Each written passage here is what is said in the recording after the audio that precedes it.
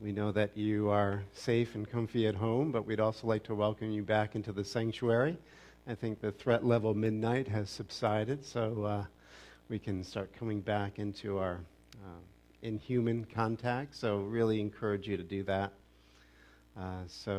We just want to recognize that today we celebrate on the sacred calendar this idea of resurrection.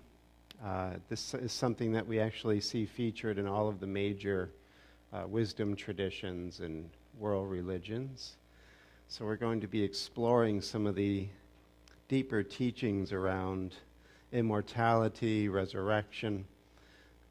But before we do that, we just want to settle the mind a little bit so that we can be open and receptive to a very different kind of conversation. So we want to just find the breath, find the rhythm of the breath, relax, settle the mind.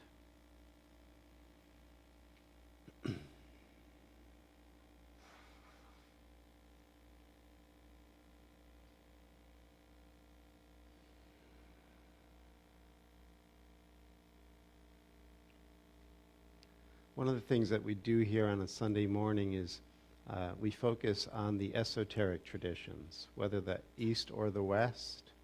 And the esoteric or inner traditions are pointing directly to the causal nature of your own consciousness, that you are actually the mystery of being itself. And as a result of that, the keys to knowledge and awakening are closer to you than your own breath, your own heartbeat. And so we recognize this inner journey, and we see through the lens of the esoteric teaching on how to interpret all of the exoteric or mainstream religious ideas, because they can be going both ways. We can see them as external events and separate things and separate people and a God or source outside of us. Or we can see it as this immediacy of shifting the consciousness, changing the channel on your mental and emotional TV set, if you will, and actually tunneling through into a completely different dimension of this version of you. So we're going to be doing this today through some of the guidance offered by Kabir, Yogananda, and A Course in Miracles. So I hope you enjoy the ride on this Easter morning. And like we were saying, the teachings of immortality and the resurrection body or the glorified body, you see this happening throughout the East and the West. If you're familiar with Tibetan Buddhism and the great perfection teachings of Dzogchen, they have what's called the rainbow body of light. And these teachings have been passed on according to the Semde or the mind transmissions of Dzogchen from the other neighboring solar systems. So these are legacies that are passed on from other worlds that are being picked up by the great teachers of Tibet.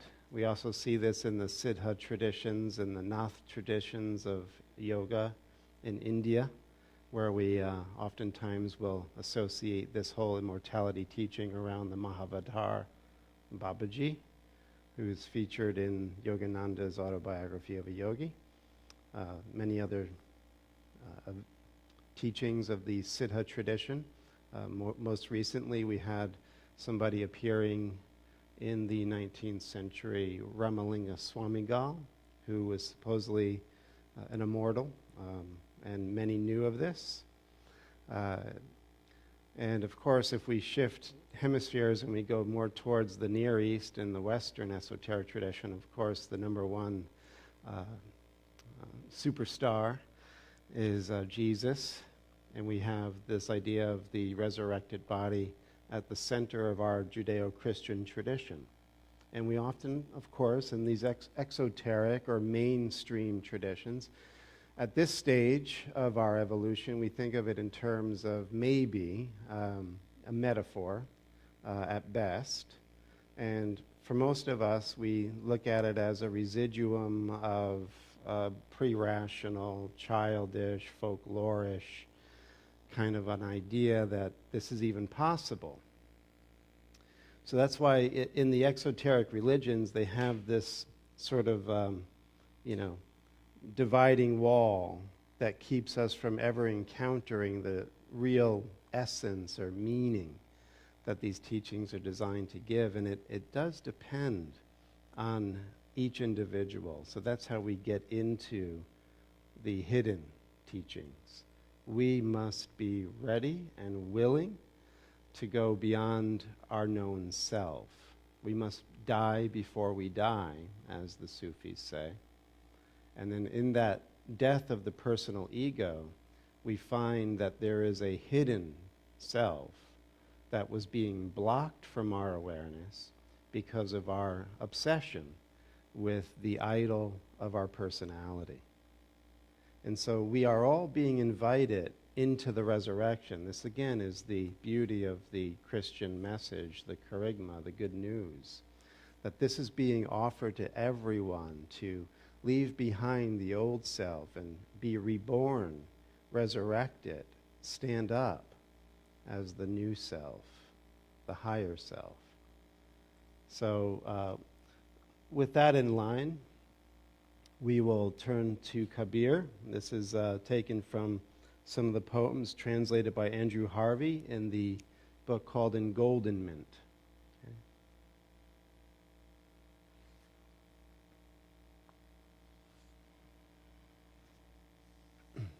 So setting the mood here with Kabir. Catch the supreme moment. You'll come suddenly to know who he is and who you are. You and Hari, or God, in oneself. The whole cosmos, your house. This moment, a seed sprouting all at once, forest after forest of revelation, nothing left unknown.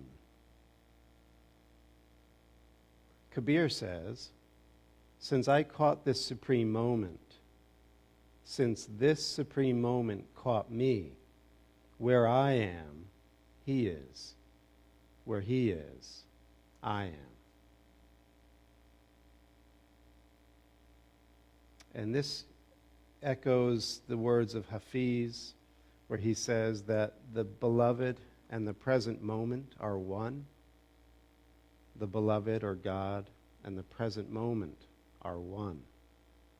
So this is the immediacy that we're talking about, that when we begin to take the veils off of our preconceived notions, our projected ideas, the overlays, the superimpositions that we are putting on this moment unconsciously, with our past ways of thinking, our past learning, our prescribed and robotic patternings that keep us asleep to the immediacy of the union of this present moment.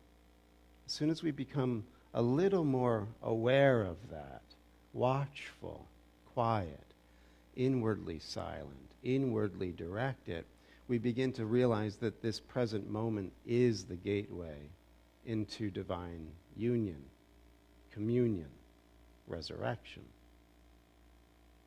So this is what I'm inviting you to, all of us today, is to enter this present moment like a newborn babe. You don't know because the past is a misleading way of thinking. It is giving you the world you see.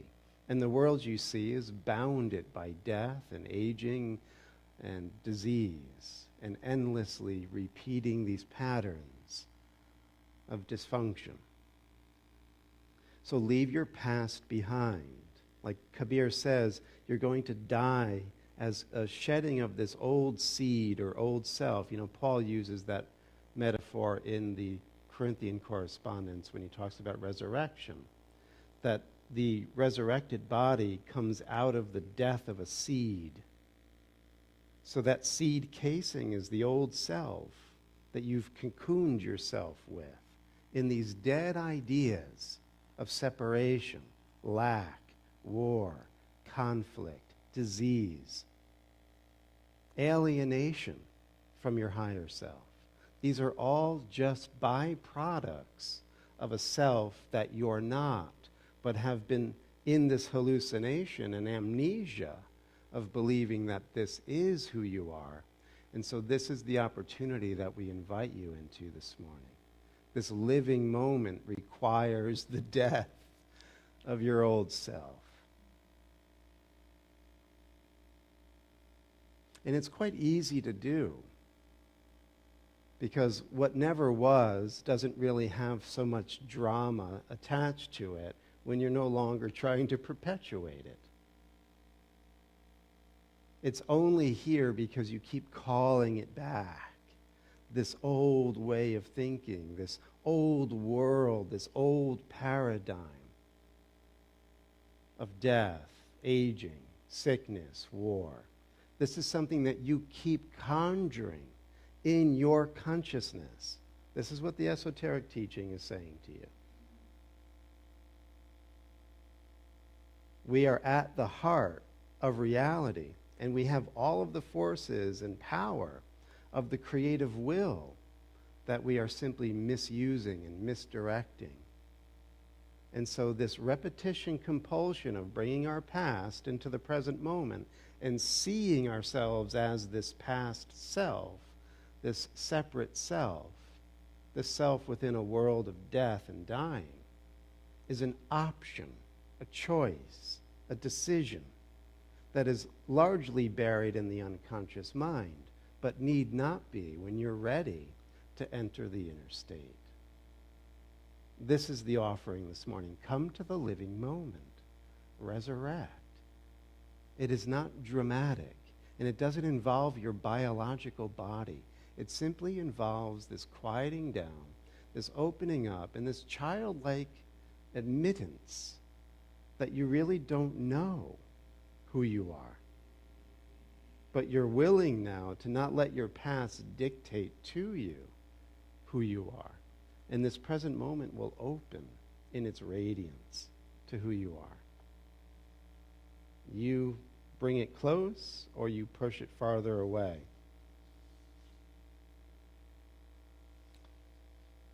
And a great way of bringing it close comes from this poem from Kabir. Really look for me. You'll see me instantly. You'll find me in the tiniest house of time. Kabir says, friend, tell me, what is God? He's the breath inside the breath.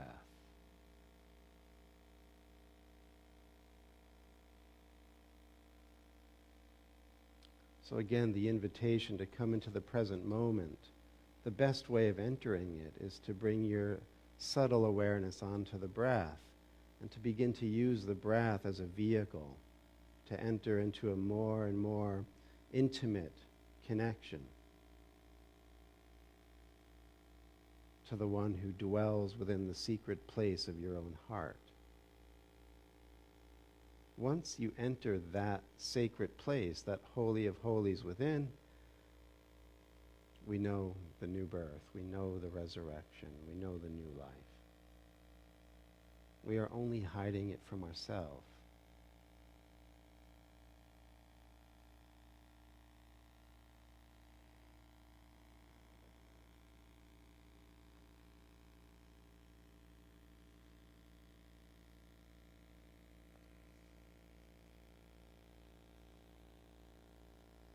Before we get to the next poem, one thing we want to keep in mind is that there are different dimensions to who we are. We have a physical aspect, we have an emotional, mental aspect, which is more subtle than the physical, and then we have a deeper, most subtle aspect of soul, or causal nature, or higher mind.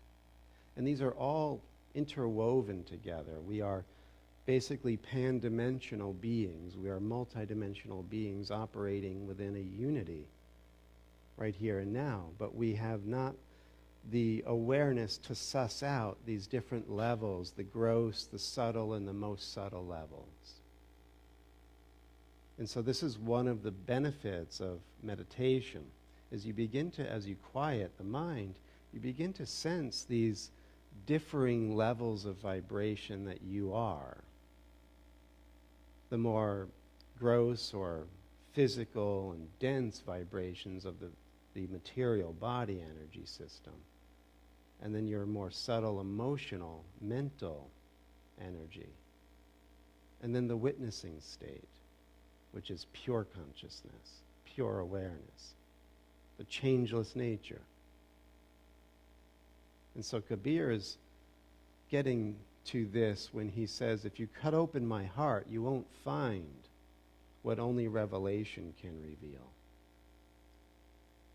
Dissect my body, you'll never discover how or why these golden cells dance. Mystery stays mystery. Endless expansion, says Kabir, is the gift of God's game. So when we look at these different levels of consciousness, the deepest subtle nature, the subtle emotional mental nature, and the physical nature, we mostly dwell within the basement of the physical, and we don't explore the other rooms of our house. And so again, what the teaching is saying is we want to remove these blocks and open up these doors so the highest part of us can begin to manifest within the physical nature. But to look for it with the physical mind and the reason, you're not going to find it. It can't be scientifically verified on an operating table. But there is something within us that knows this already.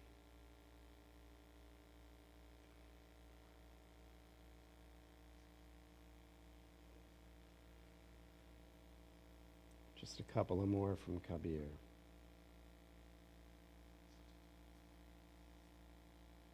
Worship of gods is false. The one beyond them all prevails through all the three worlds. The one has no mother or father. No one birthed the one, and the one births no one. What the one is, the one alone knows. And yet, Kabir says, for all the greatness of the one, you do not have to look for him on the top of mountains or in another world. Still your mind. Meditate on him. You'll find his radiance spreads through each tiny atom.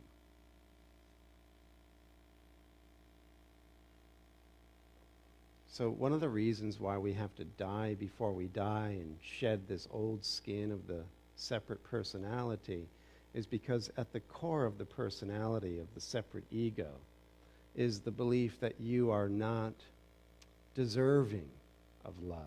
We get these teachings, especially in the Course in Miracles, where the ego is the belief that you are outside of divine union.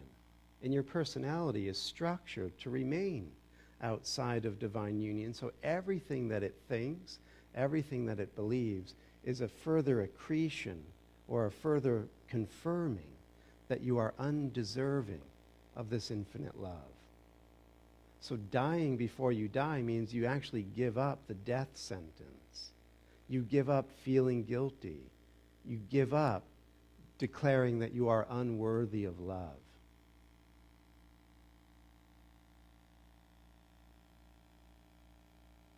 So again, I invite you, this is a different kind of conversation. This is to be all looked at as pointers and as a way of using language to elicit an experience. This is not dumping information on your physical, rational mind. This is trying to awaken within you that subtle part of you that yearns to go home and yearns to go back into the ocean of divine bliss and love.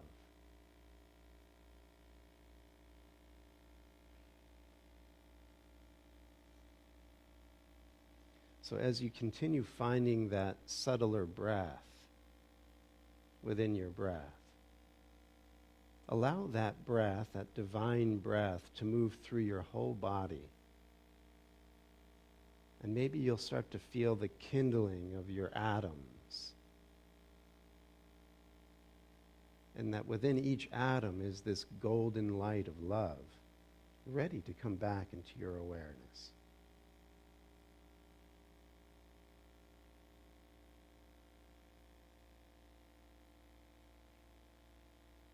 And then finally from Kabir. Without meeting you, age after age passed. So many roles in your magic theater, all useless, all unhappy, without meeting you. But when my soul awoke, your theater dissolved, and there was nothing in any world but the shining of love's eternal diamond, and you and I dancing together in each of its facets forever. Kabir and you and Kabir. So he's talking about the great disco ball in the sky, this multifaceted being that becomes revealed to us, this self of many selves within this one being. And it's this awakening that he's talking about when he says that he gives up being in the theater, this movie, this cosmic dream.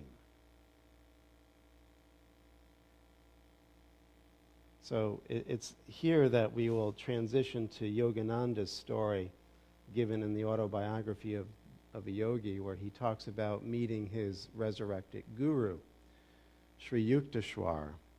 And as we'll see, Yukteswar comes back in what appears to Yogananda as a physical body, but for Yukteswar, if you can believe this or not, it is what he calls made up of prana, or life force energy, what Yogananda would later coin as life-trons. So for Yogananda, you have the elemental body of chemical atoms. You have the subtler body of prana, or life-trons. And then you have the causal body made up of what Yogananda would call thought-trons. And each senior level controls the junior level. That's why when you breathe, you can control your heart rate. If you become very adept at breathing, as some of the Hatha yogis do, you can stop your heart, you can slow your pulse, you can stop your pulse. You can go into an abeyance of all biological, physiological operations, and sometimes they'll bury yogis for months at a time, just as a way of proving that this senior level of pranic or pranayama, control of the breath, or prana flow, actually changes and controls the physical biological body. So too with the thought-trons, that your thoughts at this causal level of your higher mind is senior to your lower mind and emotions, as well as your physical body.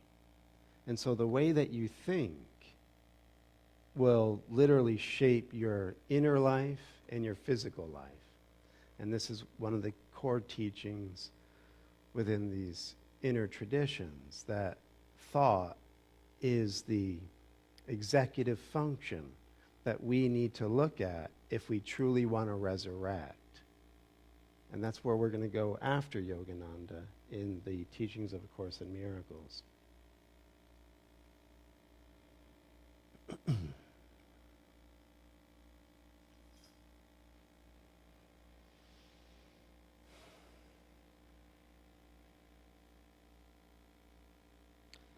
So here's Yukteswar appearing to Yogananda. And Yogananda says to Yukteswar, "Your body looks exactly as it did when I last wept over you in the Puri ashram." Yukteswar says, "Oh yes, my new body is a perfect copy of the old one. I materialize or dematerialize this form anytime at will, much more frequently than I did while on earth. By quick dematerialization, I now travel instantly by light express, from planet to planet, or indeed from astral to causal, or to physical cosmos. So remember, Kabir just mentioned the three worlds. We see the three worlds showing up in the teachings of Buddhism, where it's the world of form, right, the material world, and then you have the subtler form world, or astral world, and then you have the formless world, or causal world. Right? So you have three worlds. Again, a universal teaching. Paul is saying this in the 2 Corinthian correspondence, where he gets taken up to the third heaven and there experiences things that he can't mention on earth, according to what he was given there. So these ideas of the three worlds, the desire realm or the material realm, the subtle or astral realm, and the formless or causal realm. Again, we permeate all realms, always, simultaneously. So what Yukteswar is saying is that he is now traveling at will through all of these realms. And then he says, "O Master," Yogananda saying now, "O Master, I was grieving so deeply about your death." And then he says to his disciple, "Ah, wherein did I die? Isn't there some contradiction?" His eyes twinkling with love and amusement. He goes on to say, "You were only dreaming on earth. On that earth, you saw my dream body. Later, you buried that dream image. Now my finer fleshly body, which you behold, is resurrected on another finer dream planet of God. Someday that finer dream body and finer dream planet will also pass away. They too are not forever. All dream bubbles must eventually burst at a final, wakeful touch. Differentiate, my son Yogananda, between dreams and reality."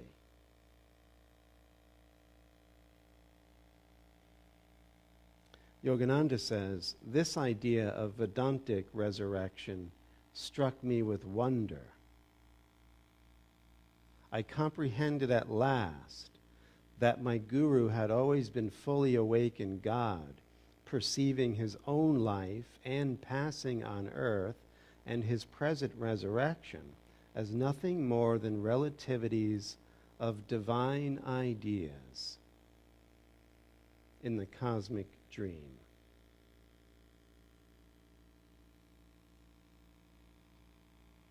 So the instruction given by the master to the student is differentiate between dreams and reality. This higher discerning capacity is really the focus of the early stages of the path, cultivating viveka or buddhi, this insight and higher intuition, that you can begin to, again, suss out the real from the unreal in you.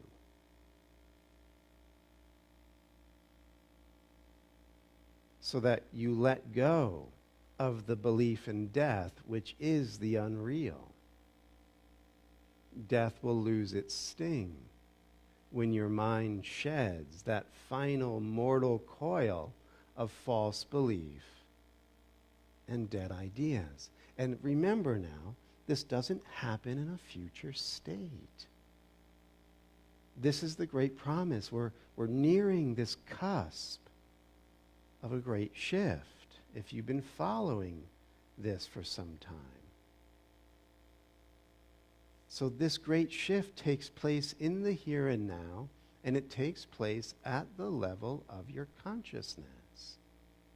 Your physical body will go on doing what your physical body does, but you will have come out of the tomb of three-dimensionality. The only thing that's stopping that from being what you strive for are these unfulfilled desires and drives to stay asleep as the lower ego.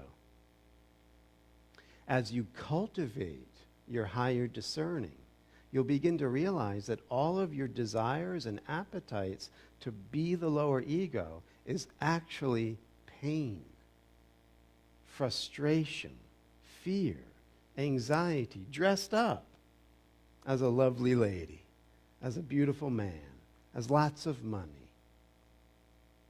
It doesn't mean you stop enjoying your relationships and that you don't have fulfilling, passionate romance in your life, but you wake up from being identified as the physical body, completely cocooned by these lower animal impulses. You transcend that. You awaken to a higher you.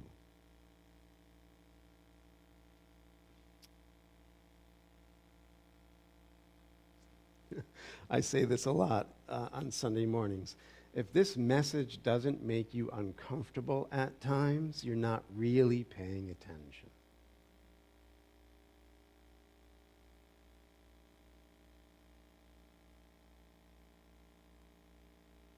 For whatever reason, you're in this seat this morning and you're in this conversation. There's a part of the mind that wants to hear this. There's a part of the mind that is curious and desirous to waking up from the cosmic dream. And that part of your mind brought you here. But there are other parts to the mind. Like Gurdjieff says, while we're asleep, we're many selves. And there are some selves that want to watch the calorie intake and eat healthy, and there are some selves that want to eat the ice cream and the fried food. And you might make a commitment at 3 o'clock today to no longer eat fried food, but at 4:30, that other self comes around and wants the French fries and the fish and chips. Well, maybe at 8 o'clock last night, that part of your mind was like, I want to wake up from the cosmic dream. Let's go to this service. Let's see what this is all about. And now that you're sitting here, maybe another self is coming up in your purview. And it's the self that doesn't want the invasion, the divine invasion. Leave me alone. Where's the snooze button?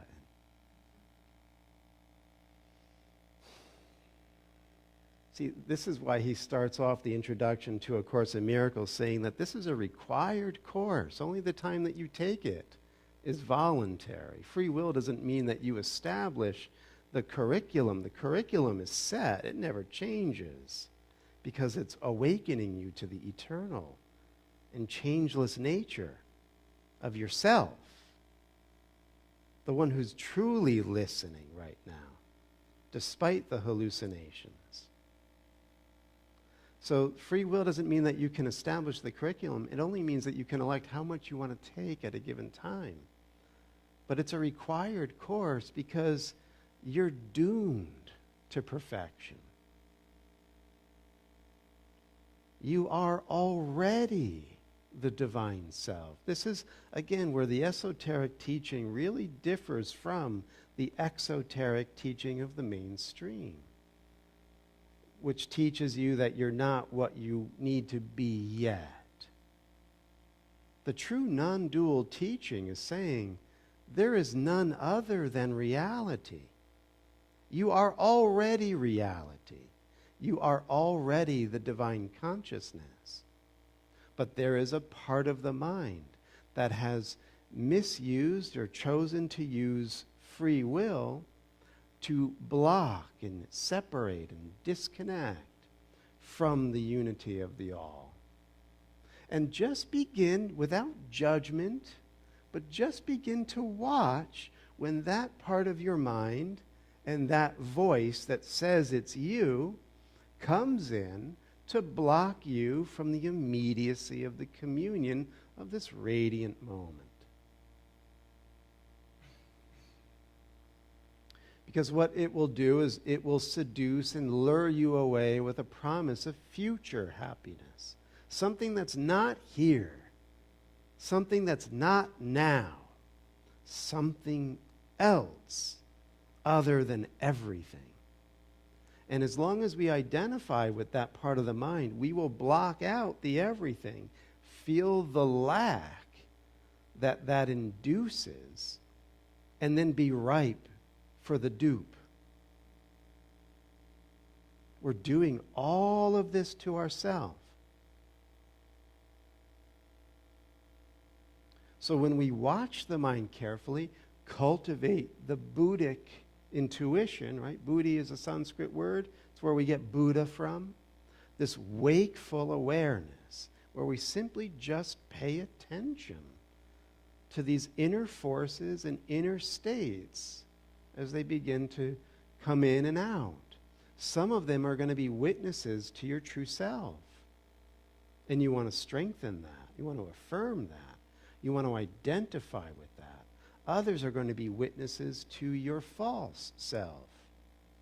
The dream role or roles that you're playing. The limitations, the fears, the lacks, the pain, the blame, the anger. All of these turbid, disquieting states are to be rejected. This is why Yogananda got the title Paramahamsa. We know that the legendary Hamsa goose was able to separate a mixture of milk and water, stick its beak in that solution, and just draw out the milk and leave the water. The Paramahamsa literally is the one that has cultivated the discerning capacity to mastery, where it no longer buys the mixture of Maya, and it stays clear and watchful and awake to its higher nature, which is all-encompassing love, divine bliss, and unity with all living things, a resurrected state. Your natural inheritance. And it's from this awakened mind that we bring about an awakening within the world. The great Hermetic dictum from the Emerald Tablet, the first rubric, as above, so below, as within, so without. You are not only a pan-dimensional being, but you are holographic. Everything you're encountering right now is your projection. You're projecting the entire cosmos. Another major principle of the esoteric teaching. But that little part of your mind that might be in attendance right now, that didn't agree to be here, might be, whoa, whoa, whoa, whoa, whoa. I don't want that responsibility. Whether you want it or not, that's the way your consciousness operates. So when you begin to get the debris out of your awareness, you no longer feed these dead ideas with your commitment, your devotion, your attention, and you simply lock into the blissful, the compassionate, the loving, the forgiving, the joyful. You begin to realize that this within state will continue to increase in how it's showing up on the without. You're the projector of the world of dreams.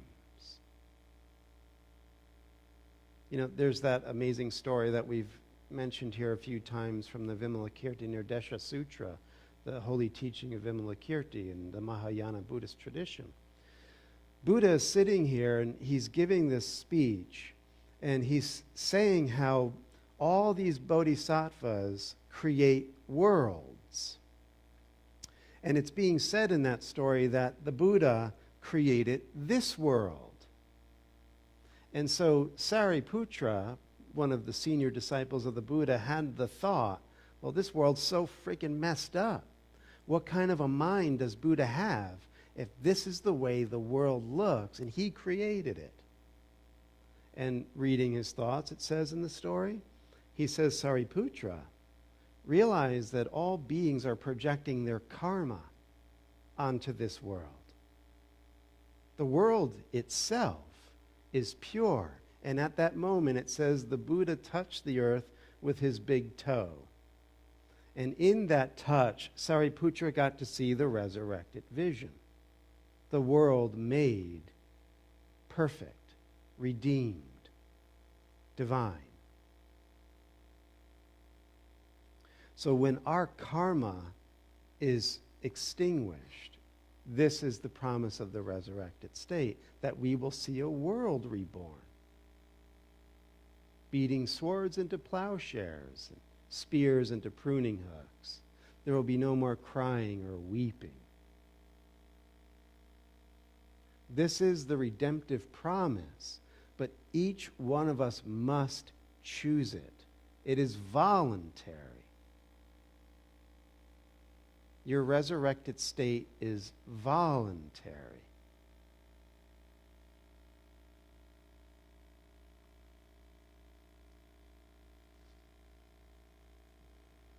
So on that note,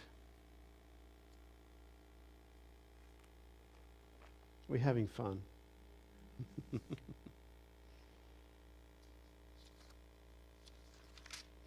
So this is taken from a workbook in A Course in Miracles. If you're wanting to know, it's lesson 151.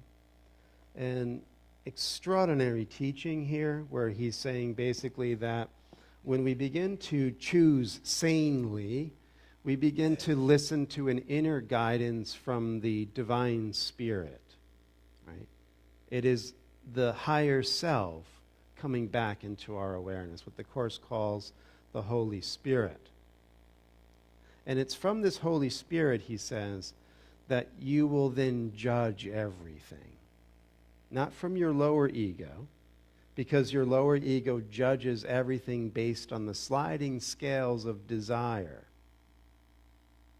And therefore, what the ego likes is good. What the ego doesn't like is bad. So there is a falseness, an inauthenticity, a lack of reality, quite frankly, an insanity with the ego's judgment. So when we die before we die and give up that lower form of judging and evaluating from a split and fragmented self, we realize as we are ushered into this deeper dimension of our heart that there is another way of discerning the moment intuitively, but doing it from a state of non-duality, not duality. As within, so without means there is no other. There is no other. We are literally reconnected to the network of the one mind. And will have the higher discerning capacity to realize that we will not harm life or judge it violently or attack it, because it would just be doing it to ourselves. That's why reality is harmless, and those who are awakening to it practice ahimsa, or nonviolence, in thought, speech, and action.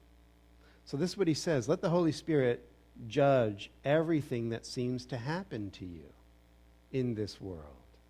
Not from your past egoic perspective, but in the immediacy of this higher discernment of being divine consciousness. Let that come into your awareness. Stop blocking it with your past karmic projection. Get quiet and listen like a little child. His lessons will enable you to bridge the gap between illusions and the truth. He will remove, now listen to this higher self, discernment, or buddhi, will remove all faith that you have placed in pain, disaster, suffering, and loss. Pain, disaster, suffering, and loss keep showing up in your consciousness because you have faith in it.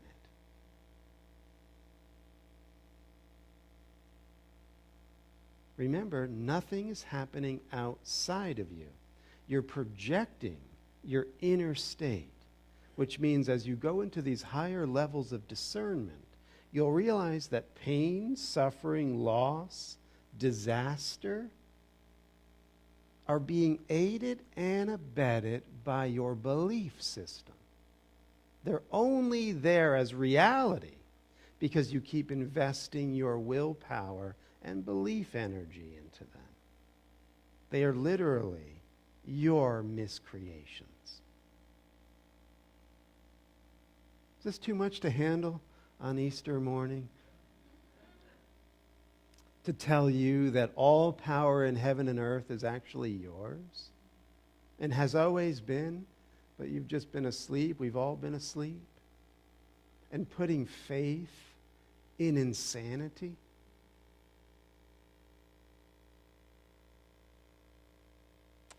Again, this higher discernment or judgment gives you vision, which can look beyond these grim appearances and can behold the gentle face of Christ in all of them.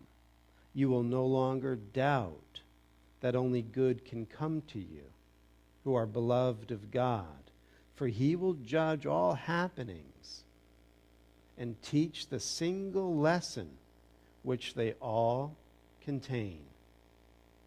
Now, he tells us elsewhere what the single lesson is. So when you're looking at these appearances of disaster, suffering, loss, you will undergo this change of perception. Right? Very tantric. You're taking these poisonous, disturbing, destructive, toxic appearances, and through this process of inner alchemy, you're transmuting them into what they really are, like the Buddha touching the toe to the earth. They're actually perfection being misperceived because of karmic overlays.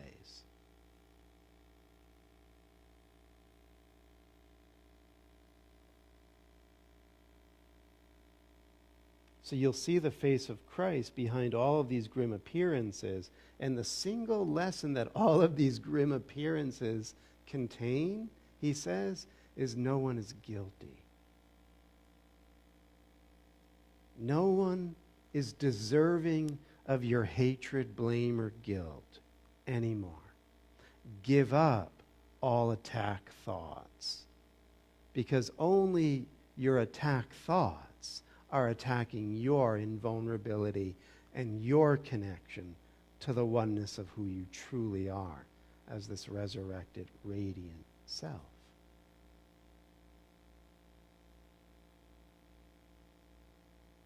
Again, this is immediate, and it's cultivating, hopefully for you, the inner eye of wisdom to discern the consequences and the impact that all of your attack thoughts that you allow and perpetuate and often try to displace to others in your projected cosmic movie. These are all your dream figures, as they are mine. You're Putin. You're Biden. You're whoever you're projecting on. That's what this is saying. And everyone is guiltless in this awakened, resurrected vision.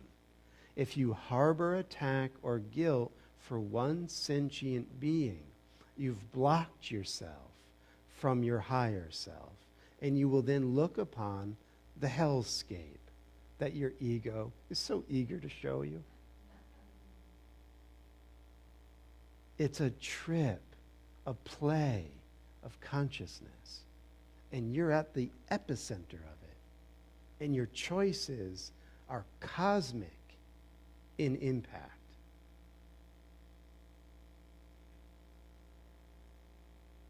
He goes on, he will select the elements in your thoughts and in these grim, gruesome appearances that represent the truth, and will disregard those aspects which reflect insane dreams.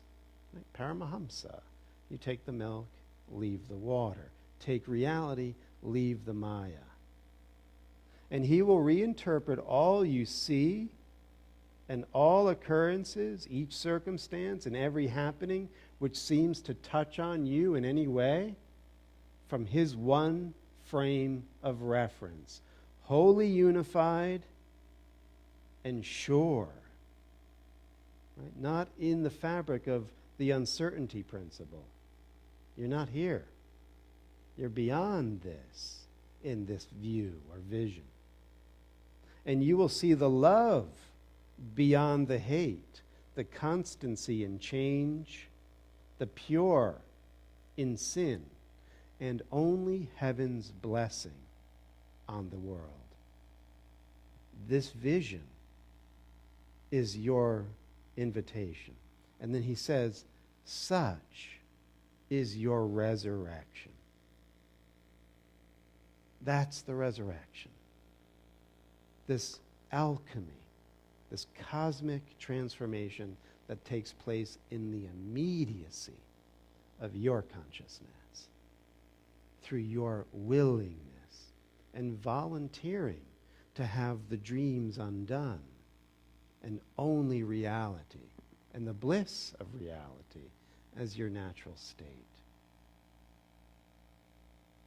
And then again, the body's going to do what the body does, but you will be established in the platform of Ananda, of bliss. And you won't look to get anything from the mirage. It's a desert out here. No one has anything.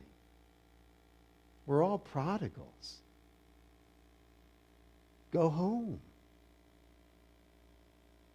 Go home. You'll receive everything. You'll realize you have and are everything. Then the body will transmit that. You will become a life-giving spirit.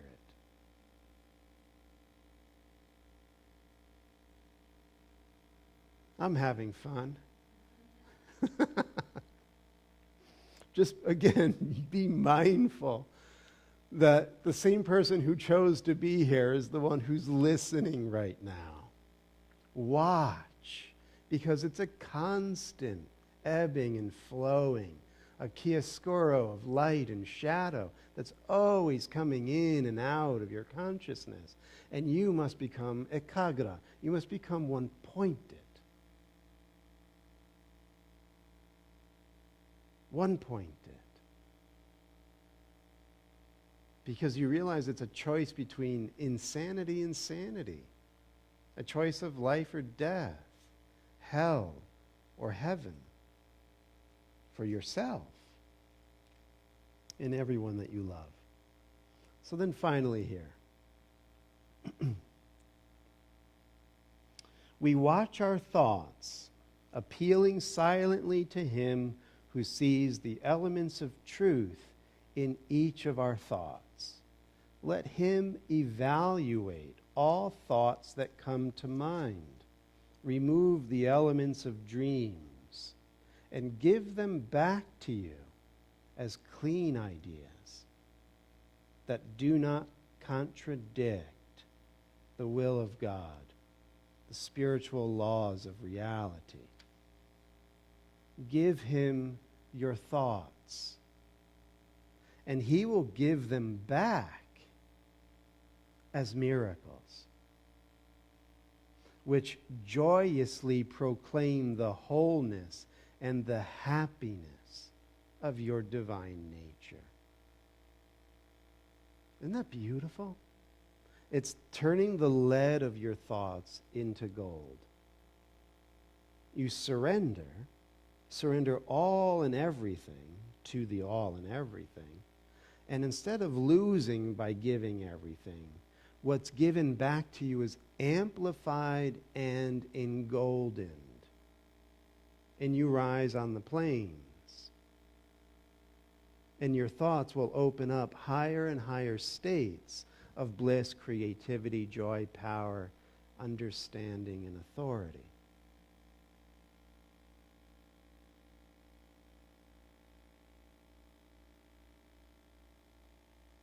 So we are alchemists all.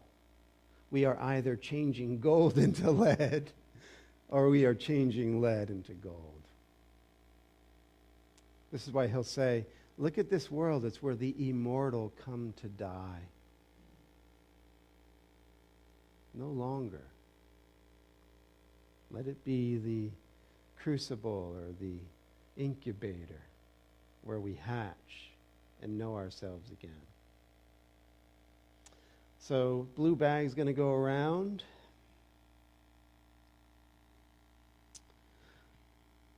And if you're joining us on Facebook, we thank you for your offerings. If you want to click on the donate button there in the comments section, you'll find that you'll be taken to the Unity page where you can select the 8 a.m. service. Thank you so much.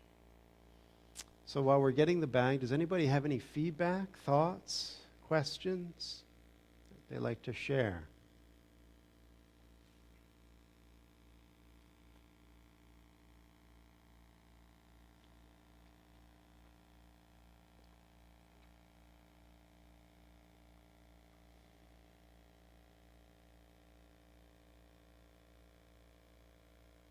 Stephanie.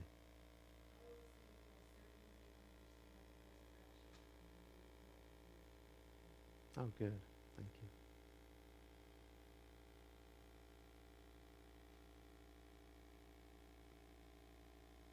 Thanks, Ray.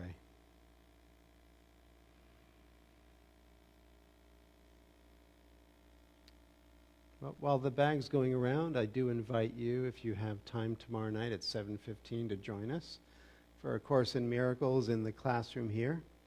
So that goes from 7:15 to 8:30, and we will be talking more along these lines. So if you're interested, do join us.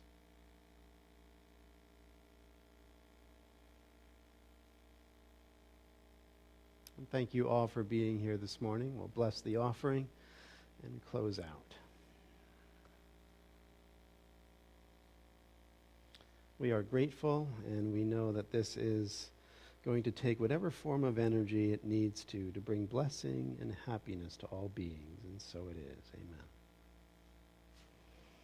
Well, might as well stand and close out.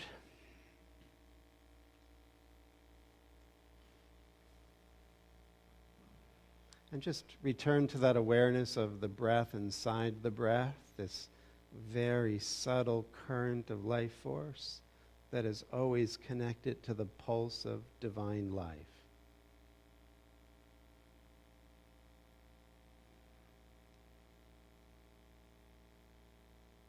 And allow this divine energy to circulate through your whole bodily field so that it feels as if you're breathing through every pore, this very subtle holy breath or Holy Spirit.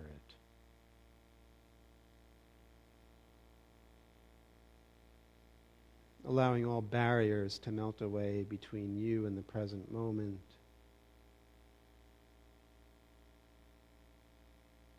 And as we enter the boundless state in a flash of thought and a clear intention, we know that the light of God surrounds us. The love of God enfolds us. The power of God protects us, and the presence of God watches over us. Wherever we are, God is. Amen. Have a beautiful Sunday. Happy Easter, everybody. Thank you so much. Namaste.